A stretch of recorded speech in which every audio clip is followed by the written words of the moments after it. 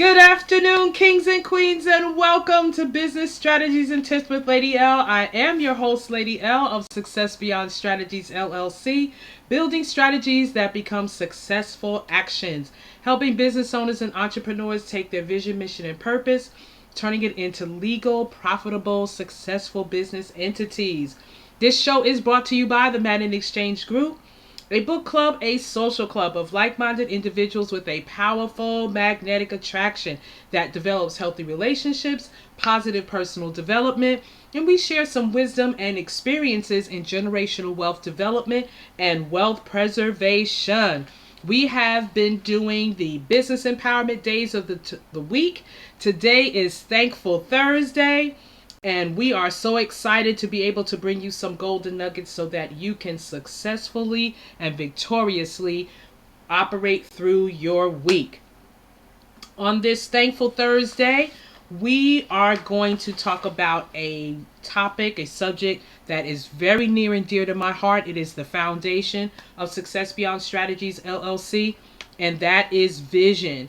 We're going to break it up into a two-part. I'm going to start it off today and wrap it up tomorrow because next week I have an awesome lineup for you of power that we can work in through our businesses, our ministries, and our organizations. So let's get started. The power word for today is the power found in receiving a vision. What does it really mean to receive a vision? A vision is an encounter with God. I'm not insulting anybody in what your belief systems are, but we came from the Creator, and the Creator gives us or imparts unto us or allows us to experience encounters that when He imparts something into you, whether it's a gift, it's a talent, it's a calling, it's an urging, it's a compelling draw, that is this something that, or whatever this gift, talent, or calling is, you are drawn to do it. It's something that if you don't do it, you won't have any peace or any rest because it is your life's assignment. I call a vision your life's assignment, and it may take your lifetime to prepare it, to get it started, to get it moving, to get it growing, and then to pass it on and pass the torch. For those of my believers out there, you know a humongous thing happened in the ATL when Bishop Jakes passed the mantle on to his daughter, Miss Jakes. You have to go on YouTube. You got to see it. It is what passing a vision is all about. It's about the full gambit of a vision. The vision is not just for you. You are just a steward of that vision. You are responsible for the execution of that vision, of developing that vision and taking its purposes to its fullest heights and fullest depths. So understand, and it needs to stand the test of time. It needs to go beyond you. So vision is extremely important. Having a vision provides a sense of purpose and direction for you and your business or organization or ministry. When you hear people say, I don't know my purpose, it's because they have not tapped into the gifts and the talents and the calling that is something that they do as normal as breathing. That is your purpose. And you need to take the time to find out what it is that gets you up in the morning, that gets you breathing, that you can do extremely excessively well without any thought, without any second or preparation. It just comes natural to you. That is the gifts or the gift, because everybody in this planet that was born on this planet was given at least one purpose. And when we look at children, when we look at our youth, if you are an astute parent, you can see the gifts and the talents and the callings in your children. And we do have a tendency of putting a monetary value on that because some gifts and talents do require some investment. But what vision doesn't? But understand and know that God is responsible for providing for that vision as you step out into it. When you go to your place called there, when you arrive to your place called there, and you begin to see the revealing of God of that vision, mission, and purpose, then he's obligated to bring you the provision. So all you need to do is stay positioned and believe and take the next step. Yes, we strategize, we plan, and yes, we should do that to some extent. But don't walk in your ego, meaning edging God out. You need to take him with you every step of the way. There was nothing, when you go through the Bible and you see the great men and women of God, they did nothing without a consultation with God. And when we bring to you what we bring to you here from Success Beyond Strategies and Magnet Exchange Group and Life Changing Alliances and Mindfulness Creations, there is power in consultation.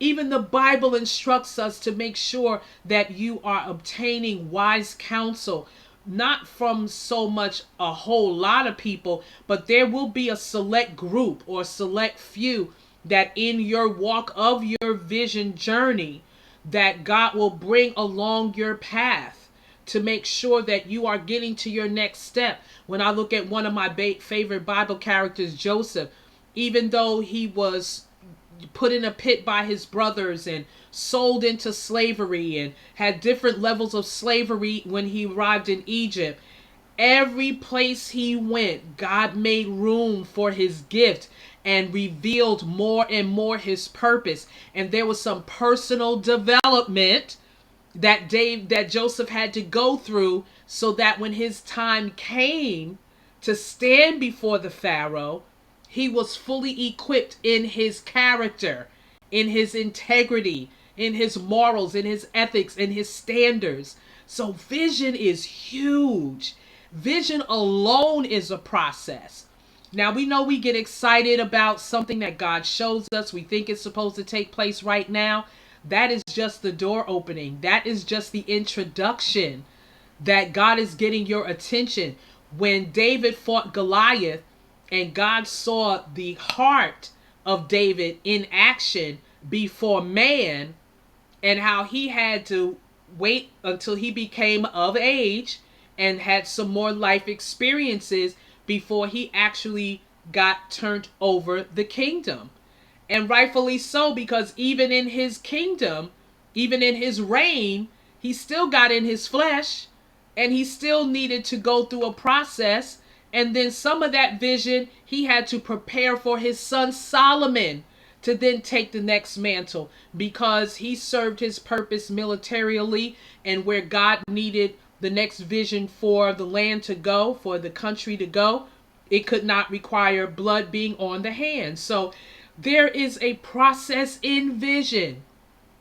So I'm here to tell you, kings and queens, be patient. If you're just starting out and you got this vision and you're ready to run with it, you're ready to do all the legalities to make it an entity, and well, you should, because it's about preparation.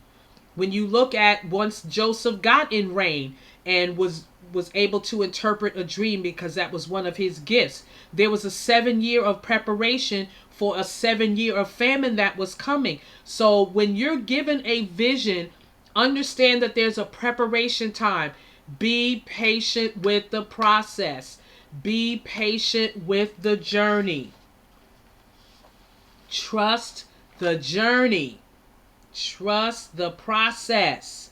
Because when you do, you are in preparation so that when all is revealed, you are prepared, equipped, and thoroughly furnished to go forward. There's teams to build. There's management teams to build. There's employees to build. There's those that labor among you to build, to mentor, to educate. So be prepared to understand that the vision has a process.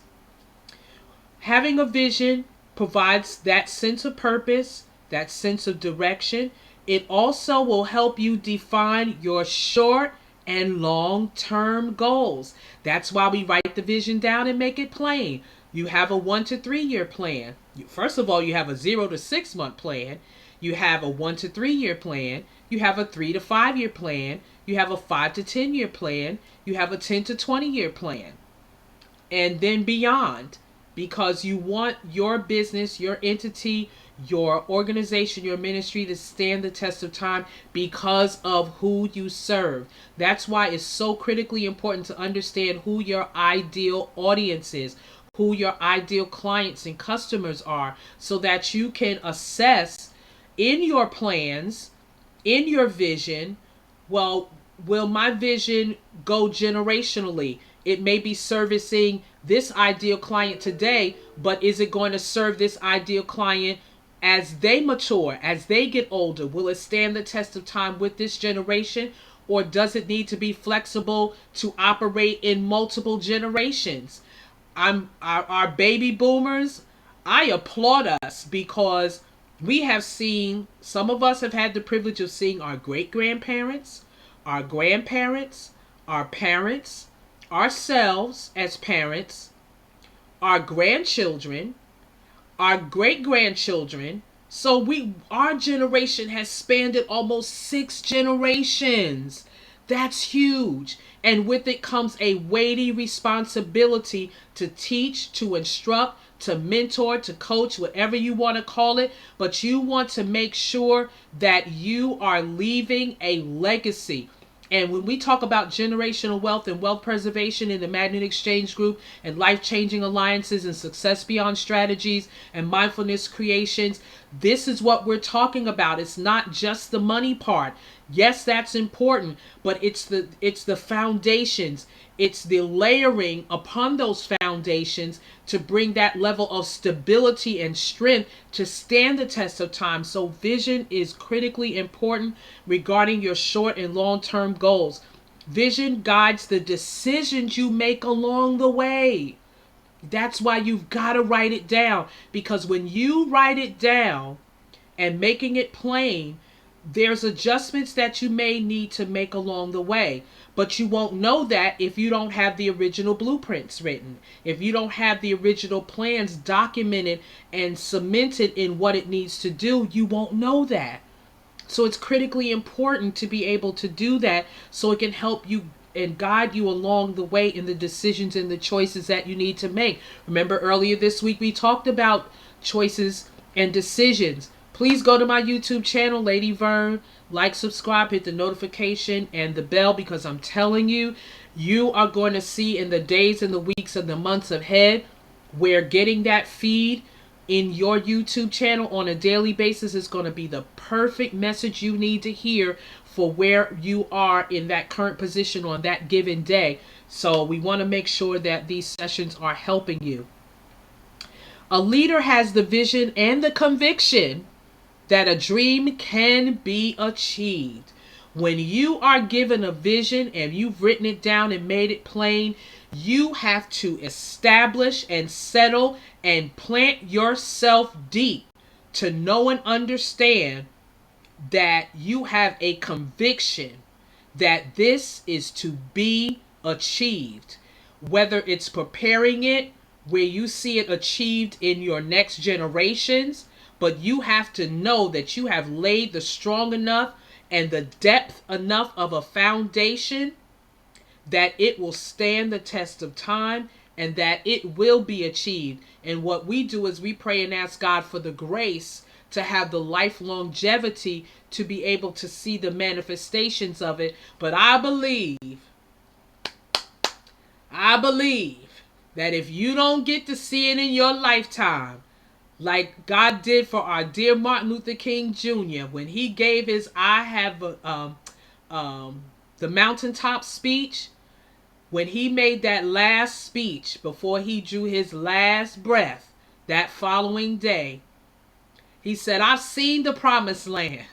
I may not get there with you, but I want you to know tonight that we as a people will get to the promised land. So even if you are in a position where your vision is that great, of that magnitude, where it spans generations, God will give you a glimpse.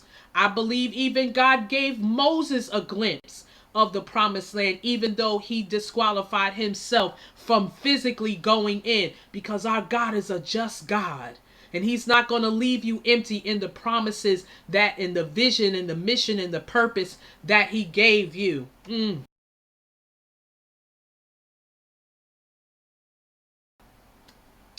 What are the benefits of a vision statement? A vision statement describes the company's purpose, what the company is striving for, and what it wants to achieve. Most writers of vision statements find that it's a rewarding and inspiring process. Kings and queens, let me tell you, when you have those times where you might be second guessing yourself, when you have those times where you say, God, this is hard. This is harder than I thought. And yes, it was supposed to be. And that's why I want you to be prepared, because it's going to take more than just you. He didn't give you a vision for you to handle it single-handedly by yourself. It's designed to build teams and structures.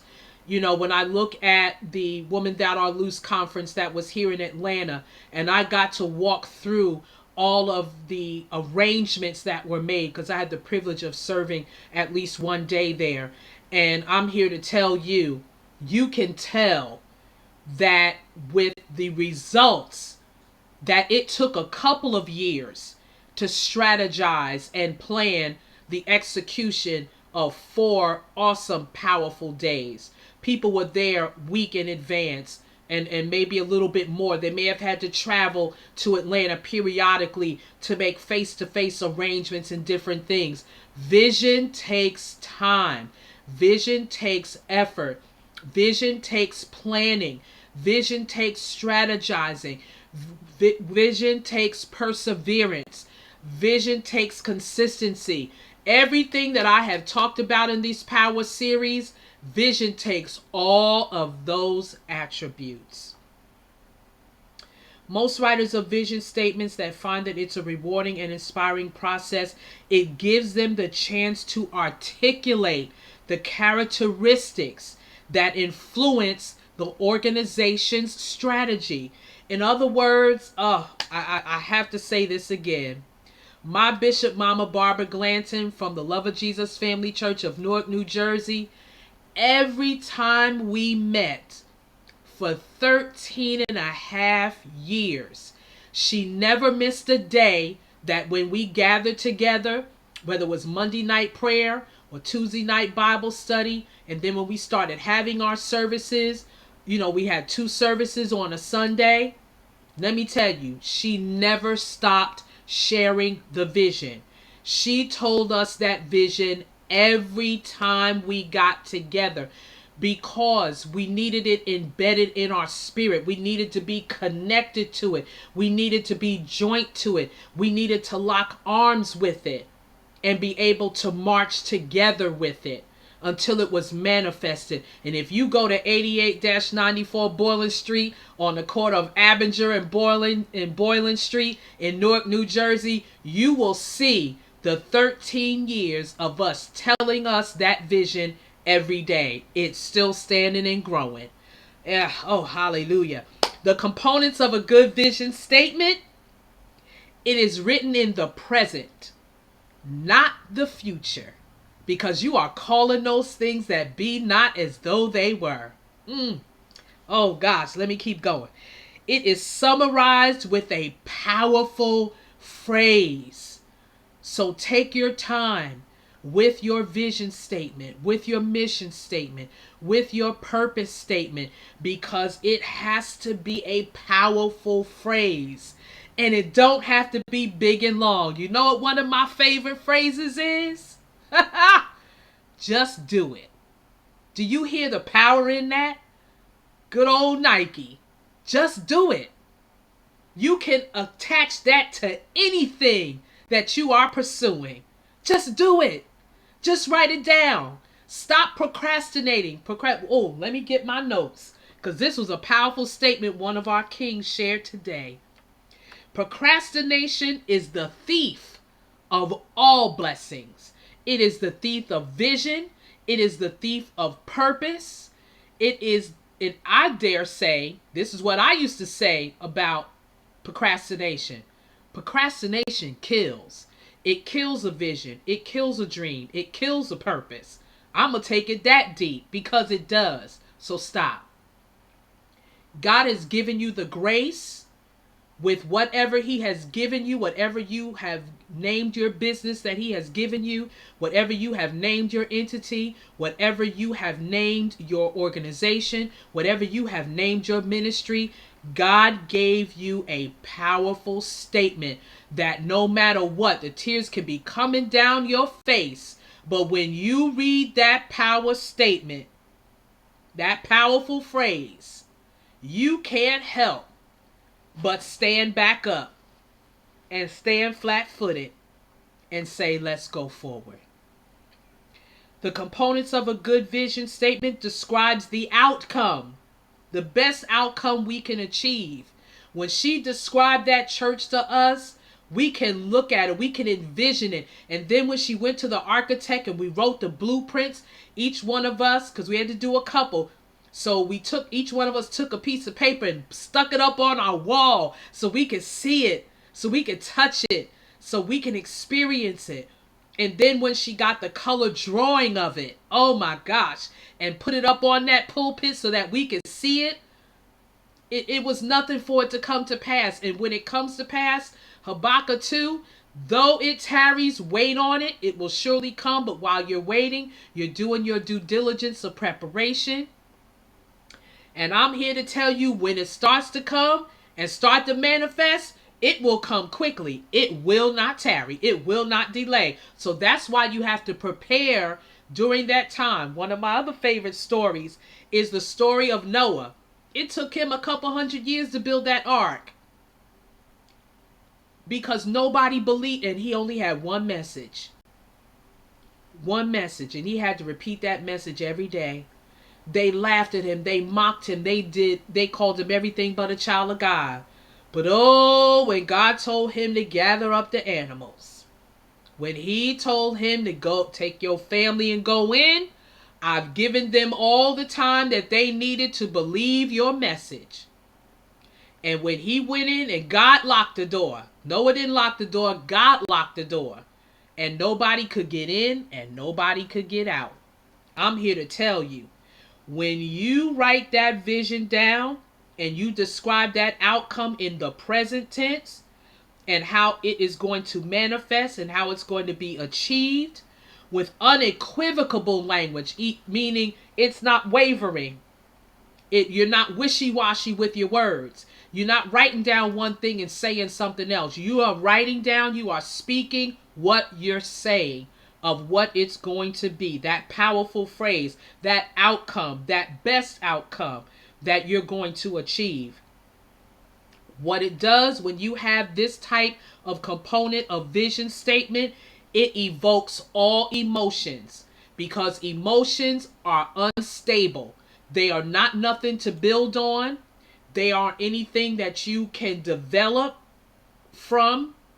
Its foundation is 100% unstable. And that's why you can't be led by your feelings. You have to be led by the word of God. You have to be led by the positive assurance of the word he gave you, of the vision you have written, so that when you read it, when everybody that's working alongside of you reads it, they can run with it. And when they run with it, everybody has the same picture. Everybody has the same mind, the same sight, the same hearing, the same speech, the same walk, the same talk. That's how it gets built. One next to the love of God, that unconditional love of God, I believe one of the most powerfulest forces is unity. When God came down and saw what the people of Babel were building, what God wasn't so much looking at the structure and the city that they were building. He was looking at the power of unity that they were operating in. They were in one mind, one heart, one walk, one talk, one attitude, one action. Nobody was over here gossiping, and nobody was over here backbiting. Nobody was over here talking about somebody. Nobody was over here, shooting whatever y'all call it on the internet that y'all be bashing people with. They wasn't doing none of that. They were all the same. They were all on one accord. God said, nothing will be impossible unto them. Nothing. That meant that if they were building that tower to span the space to reach God, it would have been done if God had not intervened. And the reason why God intervened was because their motive was not right. They, once again, like in the Garden of Eden, where the serpent told them, hey, eat of this fruit and you'll be wise as God, not knowing they already was as wise as God. The only thing was missing was they didn't know about evil. And when we look at today's time, we don't need to know about evil. All it does is create more evil. We could have done without it, okay? But everything else, we were like God because we were made in his image and his likeness. He breathed into us. That's what we need to hold on to when we go through the challenges and the circumstances and the situations that come up in our businesses, in our organizations, and in our ministries, in our lives. You need to understand who you are. You are a child of the Most High God. You are a son of the Most High God. You are a daughter of the Most High God. And you were created with a gift, a talent, a purpose, a vision, a mission to fulfill. And now more than ever, whatever you have been called and purposed and destined to do, now is the time to do it. You need to do what you need to do to get yourself properly positioned, your entities properly in place, so that whatever funding can come to you, and mindfulnesscreations.com will be able to assist you in making sure that you are properly positioned to receive what you need to carry out that vision, mission, and purpose that God has given to you. I'm here to tell you, when you have that peace of mind in knowing that you are structured correctly, that you can go forward, God will bring all kind of provisions from the north, south, east, and the west, because you have thoroughly equipped yourself to be able to receive, handle, manage, and grow what he has given you. I'm going to put that there because I want that to marinate. I want you to marinate on what I'm saying today, and we'll finish that up tomorrow.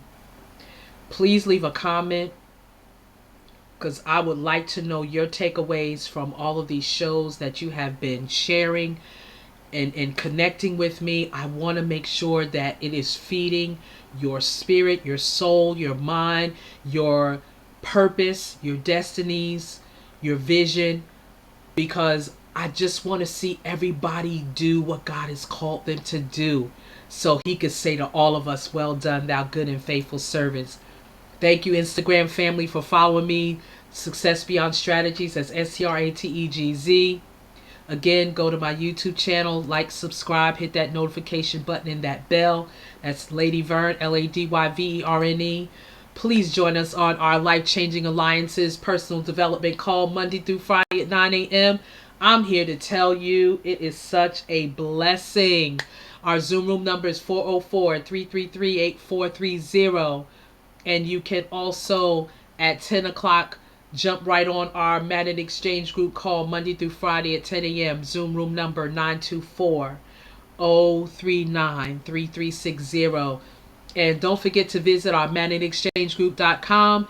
If you're looking for generational wealth development and wealth preservation information, that's the place to go, the managedexchangegroup.com.